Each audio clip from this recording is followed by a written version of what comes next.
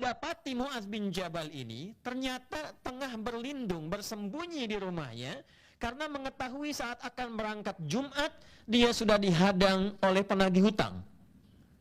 Beliau terjebak dalam satu hutang, kemudian tahu penagih hutang itu menunggu dalam kesempatan Jumat Mu'adz akan keluar dan merasa belum punya kesiapan untuk membayar di hari itu, sehingga menyimpulkan saya menetap di dalam rumah untuk menghindari konflik sebelum menuju ke arah Jumat.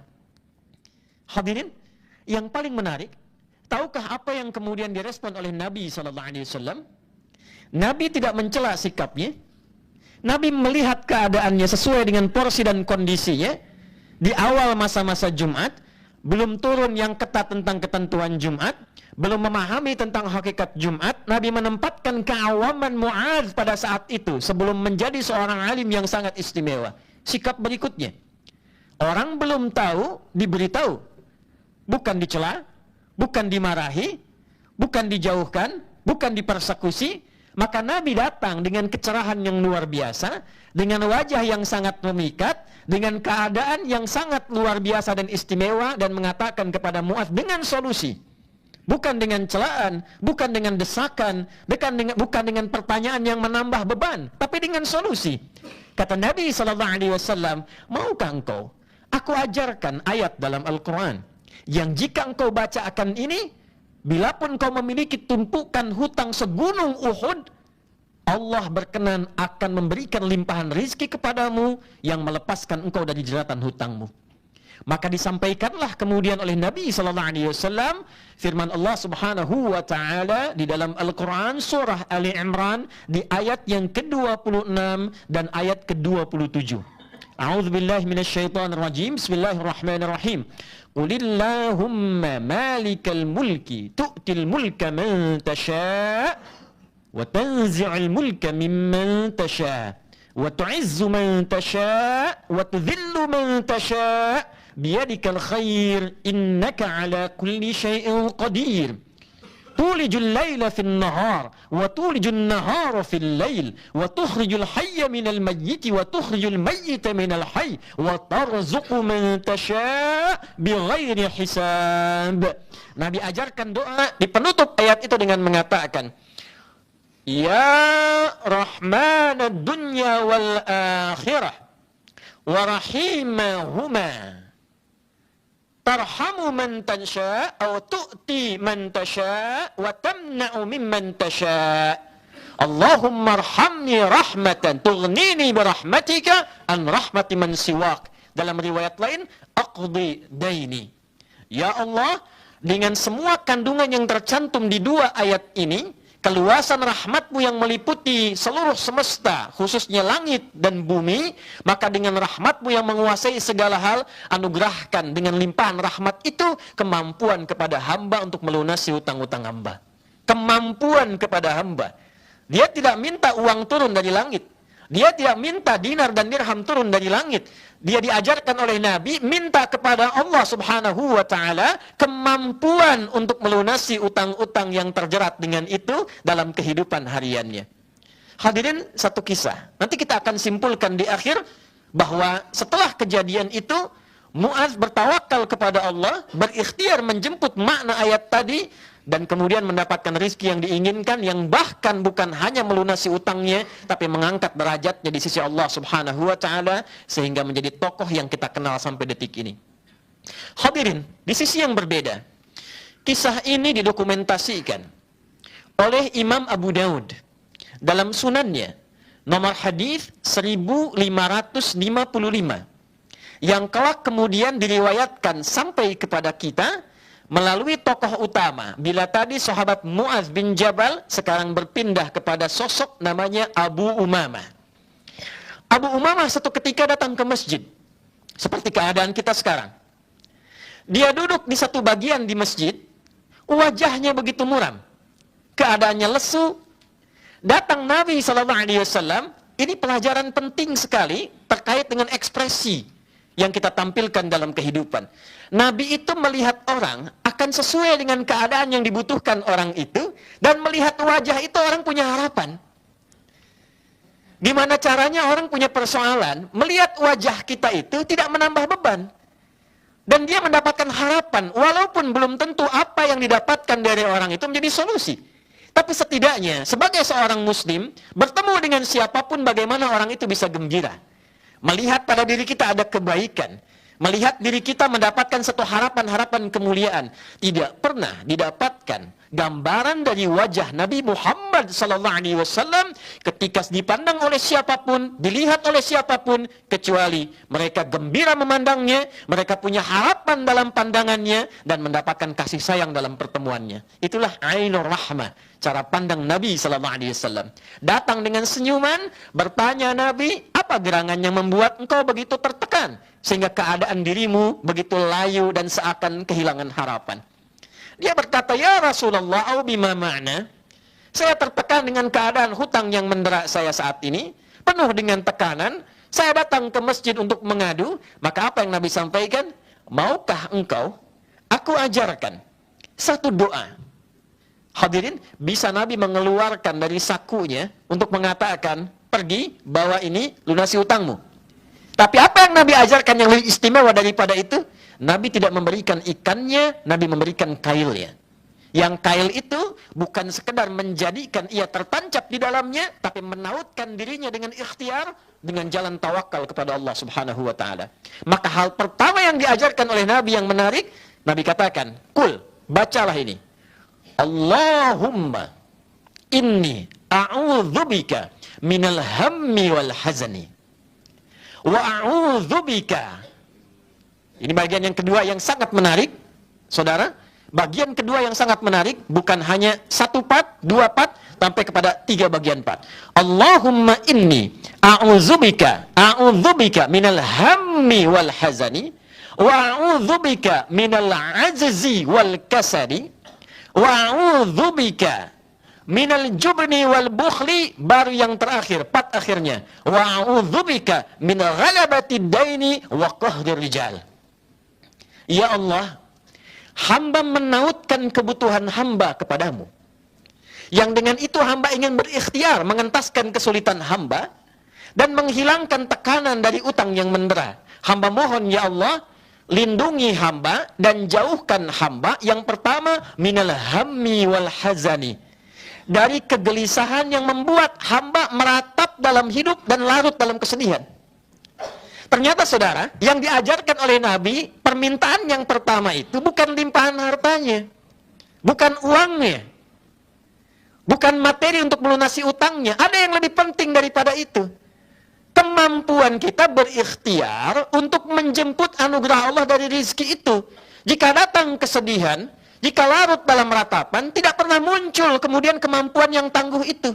Jadi hal pertama yang diajarkan oleh Nabi, apapun yang menimpa kita, yang terjadi dalam kehidupan kita, bila Allah telah tetapkan, hadapi. Allah telah anugerahkan pada kita kemampuan yang istimewa untuk menghadapi segala apapun. Namun terkadang dengan pesimisme, dengan kesedihan, hazan, dengan ratapan, tugas apapun, walaupun Anda punya kemampuan, tapi Anda dirundung oleh pesimisme yang mendalam, sekecil apapun tugas tidak akan pernah bisa diselesaikan. Maka yang pertama Nabi mengajarkan, ini bukan masalah utangnya, ini masalah mentalmu, kata Nabi. Tapi disampaikan dengan bahasa yang lembut, jauhkan diri dari sikap pesimis.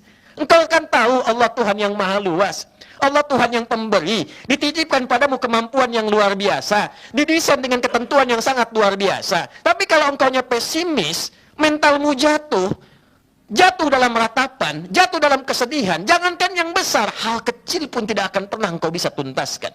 Maka doa yang pertama memberikan motivasi, mengangkat semangat kita, apapun yang ada di hadapan kita, tugas apapun, Allah telah berikan kemampuan pada kita untuk menyelesaikannya jika kita selalu optimis menatap setiap peluang yang ada di hadapan kita. Allahumma inni a'udzubika minal hammi wal hazani wa minal ajzi wal kasal, dan dari sifat lemah diri dan pemalas. Hadirin yang kedua, ini ada pekerjaan, kerjakannya, aduh malas nih. Wah capek kayaknya nih. Wah ini suasananya nggak memungkinkan. Sikap semacam itu tidak menyelesaikan masalah.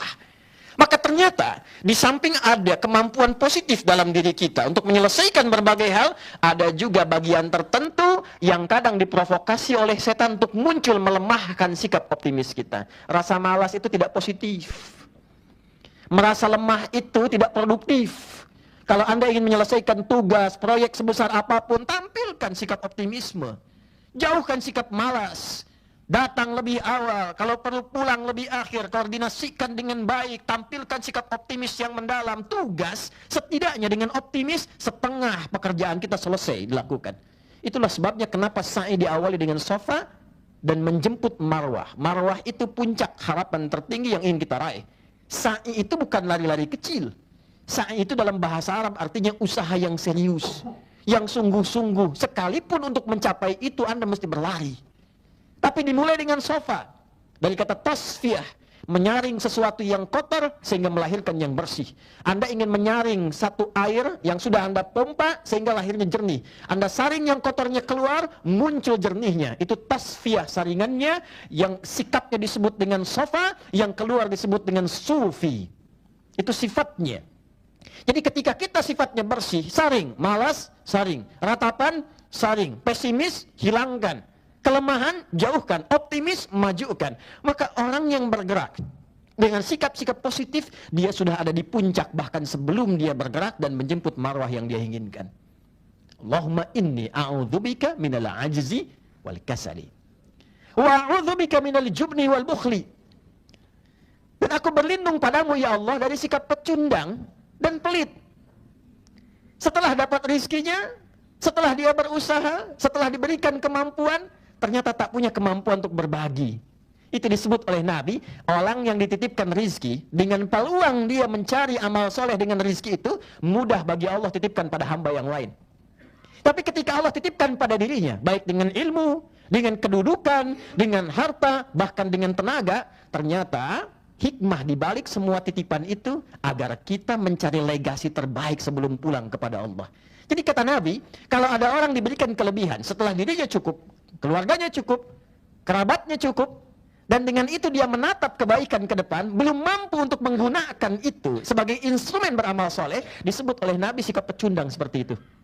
Hanya mementingkan keadaan dirinya yang belum tentu semua yang Allah anugerahkan pada dirinya itu bisa membuat dia abadi dalam kehidupan. Maka ini bagian ketiga, baru setelah mentalitas itu kuat. Aku optimis, aku bisa mengatasi masalah ini. Semua tekanan aku tepikan. Sekarang aku menatap masa depan, dan bila aku dapatkan, aku akan menjadi pribadi yang lebih baik setelah mendapatkan itu. Baru diajarkan yang keempat. Wa'udzubika min ghalabati daini wa qahri rijal. Baru minta sama Allah, ya Allah sudah siap aku sekarang untuk memohon kepadamu. Limpahkan rizki kepadaku untuk melunasi utang-utangku dan bebaskan aku dari berbagai tekanan yang menekan dalam hidupku. Saudara, ini mentalitas.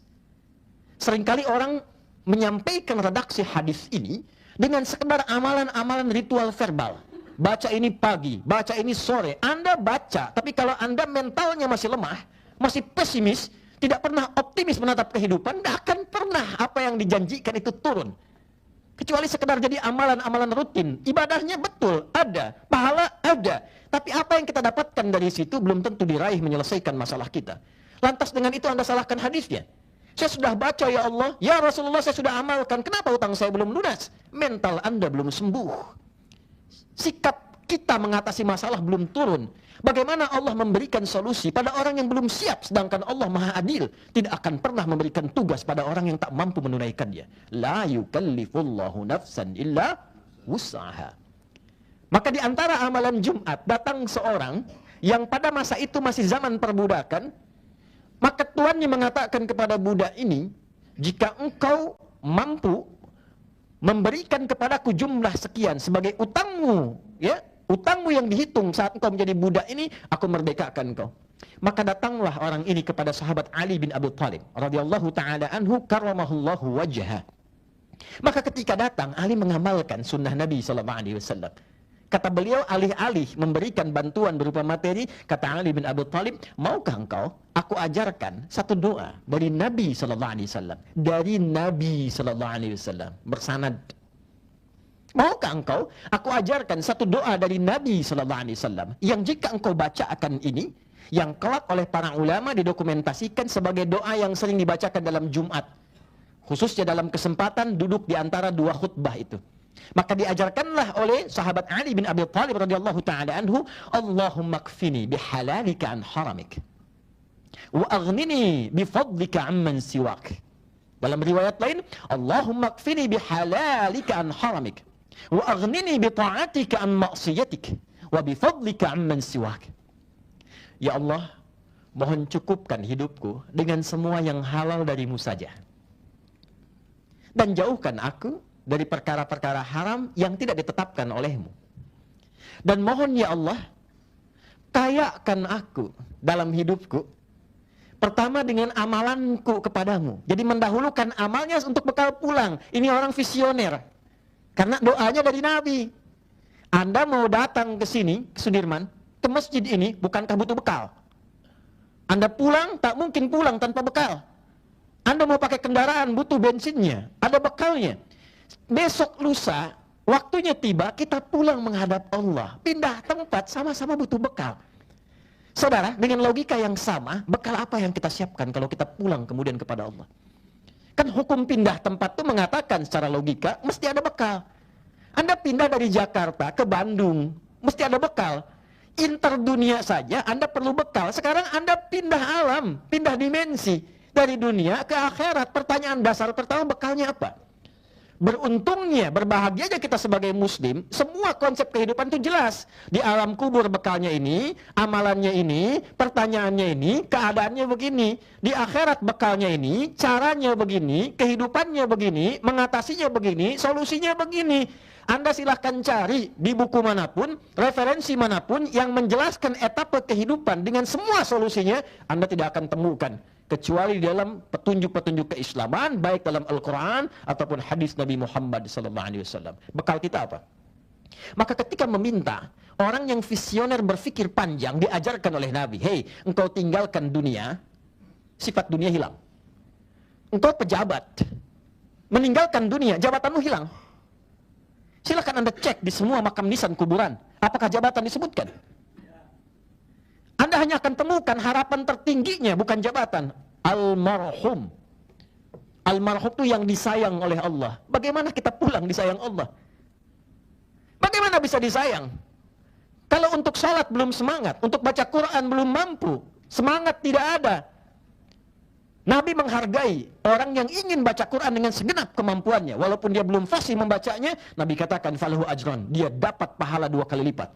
Orang yang lancar gampang baca Quran, yang tidak lancar pengen dia bisa baca saja, kata Nabi falahu ajran, dia dapat 2 pahala. Pahala keinginan kuat dia untuk membaca, dan yang kedua pahala dari semua bacaan yang bisa dia kumpulkan. Tapi poinnya adalah akhirat didahulukan. Bi ta'atika am maksiatika, ya Allah, berikan hamba kemampuan untuk menaatimu. Taat kepadamu dalam sholat, taat kepadamu dalam pekerjaan, taat kepadamu di rumah tangga, dan jauhkan hamba dari segala peluang-peluang dan potensi maksiat. Baru yang ketiga, bifadlika amman siwak. Ya Allah, anugerahkan hamba darimu rizki yang terbaik, yang paling utama, dan bukan dari sisi lain yang tidak engkau tetapkan. Ketika semua jalan buntu di dunia, serahkan semua urusan kepada Allah untuk memberikan yang terbaik dalam kehidupan kita. Makanya sahabat sering datangnya ke masjid. Minimal apa? Minimal hatinya tenang dulu. Minimal tenang dulu. Jadi ketika hati tenang, hati tentram, pikiran kita jernih. Saudara, jiwa yang tenang melahirkan pikiran yang cemerlang. Anda punya masalah, kita punya masjid. Di gedung ini bahkan disediakan masjid. Datang, turun ke lantai 3, ambil wudhu, sholat 2 rakaat. Walaupun solusi belum datang, ketenangan itu muncul. Boleh jadi masalah tidak selesai, bukan Anda kurang hebat, bukan Anda kurang mampu, Anda kurang tenang. Itu yang kita butuhkan. Hadis-hadis ini mengajarkan kepada kita bahwa yang pertama, Islam tidak melarang kita berutang, tapi lebih menganjurkan kita untuk mengurangi beban-beban kehidupan. Jika tidak dibutuhkan, tidak perlu dilakukan. Tapi jika itu bagian dari tuntutan, tidak mengapa, asal punya keinginan kuat, komitmen yang sama juga untuk melunasinya. Itulah sikap gentle yang diajarkan dalam Islam. Anda berani minjam, Anda harus bisa berani melunasi. Ketika Anda meminjam, Allah menetapkan di saat yang sama Allah memberi hukum, dia bisa melunasi. Itu kaidah yang pertama yang dibangun oleh Nabi SAW. Bahkan Nabi pun berutang. Nabi pernah berutang dalam bisnisnya, Nabi pernah ditagih bahkan dalam keadaan yang kasar, dan Nabi dengan gentle mengatakan, oh ya, aku punya utang, aku lunasi. mudah bagi Nabi memohon kepada Allah dan langsung hadir rezeki. Tapi kenapa diizinkan dengan skenario demikian untuk memberi contoh pada umatnya? Tidak salah dalam keadaan kita butuh, kita meminjam, tapi juga kita harus optimis untuk melunasi kewajiban kita seperti kita berani dalam meminjam. Yang kedua, perbaiki mentalitas. Jadikan setiap apapun dalam pekerjaan kita memiliki rasa optimis dalam diri kita yang paling dalam bahwa ini sepanjang dihadapkan pada saya bisa saya selesaikan. Ada solusinya, bisa dituntaskan, dan kesedihan itu mungkin datang. Tantangan itu pasti, tapi dihadirkan oleh Allah bukan untuk membuat kita lemah dan pesimis. Tantangan didatangkan kepada kita untuk menguji apakah kita masih serius untuk bisa mewujudkan mimpi-mimpi yang telah kita tenun dari proyek-proyek kehidupan yang telah kita siapkan. Dari mana kita ketahui itu? Sebagai penutup, Al-Quran, surah ketiga Ali Imran, di ayat 142. Am hasibtum an tadkhulul jannata walamma ya'lamillahu alladhina jahadu minkum wa ya'lamas sabirin. Apa Anda duga begitu mudah meraih kesuksesan? Di dunia pekerjaan Anda ingin sukses? Di akhirat pengen sukses? Semudah membalikan telapak tangan? Tidak. Kata Allah, walamma ya'lamillahu alladhina jahadu minkum wa ya'lamas sabirin. Sementara belum diketahui pada dirimu kesungguhan engkau untuk mengatasi berbagai ujian kehidupan, untuk menguji engkau apakah serius ingin mencapai kesuksesan itu. Maka jahadu, dia turunan dari 3 kata. Ijtihad, kesungguhan dalam merencanakan. 2, jihad, kesungguhan dalam mengeksekusi di lapangan. Yang ketiga adalah mujahadah, kesungguhan dalam mengatasi gejolak hati. Jika Anda punya proyek, rumuskan dengan benar. Siapkan konsepnya dengan baik, yang terukur, yang runtut, yang sistematis. Setelah itu jangan cuma jadi konseptor, turun ke lapangan, lihat proyeknya, pastikan dengan baik. Tapi ingat, bisa terjadi di lapangan, singgungan itu bukan masalah fisik, bukan masalah pikiran, tapi kadang datang masalah hati, masalah iri hati, masalah saling kemudian ria, masalah kemudian saling mengisi, kadang-kadang muncul dendam dan sebagainya. Nah, kata Allah, kalau ingin sukses, atasi juga itu.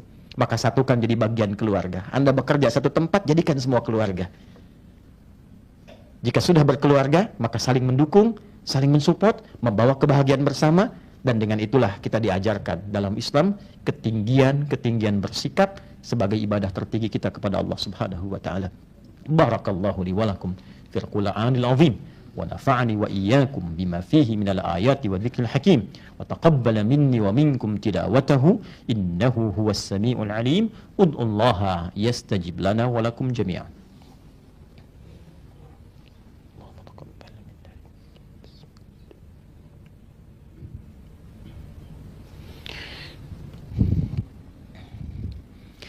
Alhamdulillah wassalatu wassalamu ala rasulillah wa ala alihi wa sahbihi wa dhurriyyatihi wa ummatihi wa man walah. Ashhadu an la ilaha illallah wahdahu la sharika lah wa nashhadu anna Muhammadan abduhu wa rasuluhu alladhi la nabiyya ba'dah. Allahumma salli wa sallim wa barik ala hadzal nabiyyil karim nabiyyina wa sayyidina Muhammadin al-amin wa ala alihi wa sahbihi ajma'in. Ibadallah, qala ta'ala inna allaha wa malaikatahu yusalluna 'alan nabi ya ayyuhalladzina amanu sallu 'alaihi wa sallimu taslima. Allahumma salli wa sallim wa barik ala hadzal nabiyil karim habibina al-mustafa al-amin nabiyyina Muhammadin wa ala alihi wa sahbihi ajma'in. Allahumma nahmaduka hamdan syakirin hamdan na'imin hamdan yuwafi ni'amahu wa yukafi'u mazidah. Ya Rabbana lakal hamdu wa lakal syukru kama yanbaghi li jalali wajhikal karim wa li'azimi sultanik. Allahumma ighfir lil muslimina wal muslimat wal mu'minina wal mu'minat al ahya'i minna wal amwat innaka sami'un qaribun mujibu da'wat wa ya qadiyal hajat. Rabbana la tada' lana fi maqamina hadha wa fi kulli maqamin dhanban illa ghafartah. Ya Allah, jika ada hambamu di dalam suasana Jumat ini datang membawa dosa, jangan biarkan ia meninggalkan Jumat ini kecuali Engkau ampuni seluruh dosa-dosanya. Wala hamman illa farajtah. Ya Allah, jika ada hambamu siapapun yang datang ke Jumat ini dengan kegelisahan di hatinya, maka mohon jangan biarkan ia meninggalkan Jumat ini kecuali Engkau telah tenangkan keadaan jiwanya. wala dainan illa qadaitah, jika ada satu di antara kami ya Allah yang datang membawa kegelisahan dengan limpahan utang piutang pada beban hidupnya, maka mohon dengan keberkahan Jumat ini anugerahkan rizki kepadanya untuk melunasi utang-utangnya. Wala asiran illa yasartah, jika ada yang diuji dengan kesulitan di pekerjaan, di rumah tangganya, kehidupan sosialnya, maka mohon ya Allah dengan rahmatmu ringankan dan hilangkan seluruh kesulitannya. Wala maridan illa syafaitah, jika ada di antara kami yang diuji dengan penyakit seberat apapun, maka mohon angkat dan sembuhkan seluruh penyakitnya. Allahumma ati anfusana taqwaha wa zakkiha anta khairu man zakkaha anta waliyuha wa maulaha. Ya Allah, mohon bersihkan keadaan hati kami dari sifat iri hati, sifat dengki, jadikan dan isikan bagian dari dalam hati kami dengan takwa dan sifat-sifat kebaikan yang menyatukan kami dalam rahmat-Mu. Allahumma khfad biladana an Indonesia waj'alha ballatan thayyibatan wa anta tardaha. Ya Allah, mohon jaga, lindungi, berkahi negara kami Indonesia yang kami cintai ini, dan jadikan Indonesia ya Allah negeri yang berkah, yang baik, yang terlindungi dari berbagai perbuatan yang tidak Engkau ridai. Allahumma khfad ya Allah ru'asa'aha waj'alhum adilin ya Allah, waj'alhum udala liyukhaffifu hisabahum yaumal qiyamah. Ya Allah, mohon jaga, sehatkan, berkahi para pemimpin kami di semua aspek pemerintahan. Ya Allah, berikan hidayah kepada mereka, berikan kebaikan pada keluarga mereka, dan mohon ya Allah jadikan mereka figur-figur yang adil dalam kepemimpinan untuk meringankan hisab mereka di hari kiamat kelak ya arhamar rahimin. Allahumma khfad ulama'ana waj'alhum mukhlasin lakad-din. Ya Allah, mohon jaga dan lindungi para ulama kami, jadikan mereka ulama-ulama yang rabbani, yang ikhlas, yang mencerahkan, membimbing masyarakat, menjauhkan dari perpecahan ya arhamar rahimin. Allahumma barik ya Allah hadhihi syarikah wa barik hadzal makan wa barik hadzal masjid ya arhamar rahimin tamaman mubarakah. Ya Allah, berkahi tempat ini, berkahi masjid ini, berkahi gedung ini, jangan biarkan ada satu tempat bagian di tempat ini yang berbuat perbuatan maksiat yang tidak Engkau ridai. Rabbana barik a'ilatana kullaha ya arhamar rahimin. Ya Allah, anugerahkan keberkahan kepada semua keluarga dan jamaah yang menunaikan Jumat di tempat ini. Berkahi keluarganya, istrinya, anaknya, ibunya, baik yang telah wafat ataupun yang sedang hadir di sekitar mereka ya arhamar rahimin. Rabbana atina fid dunya hasanah wa fil akhirati hasanah wa qina adzabannar. Allahumma bifadlika subhana rabbika rabbil izzati amma yasifun wa salamun alal mursalin wa akhiru da'wana subhanaka Allahumma rabbana wa bihamdika nashhadu an la ilaha illa anta nastaghfiruka wa natubu ilaik walhamdulillahi rabbil alamin. Ibadallah, inna allaha ya'muru bil 'adli wal ihsan wa ita'i dzil qurba wa yanha 'anil fahsya'i wal munkari wal baghi ya'izukum la'allakum tadhakkarun wa la dzikrullahi akbar wallahu ya'lamu ma tasna'un. Aqimus shalah yarhamukum.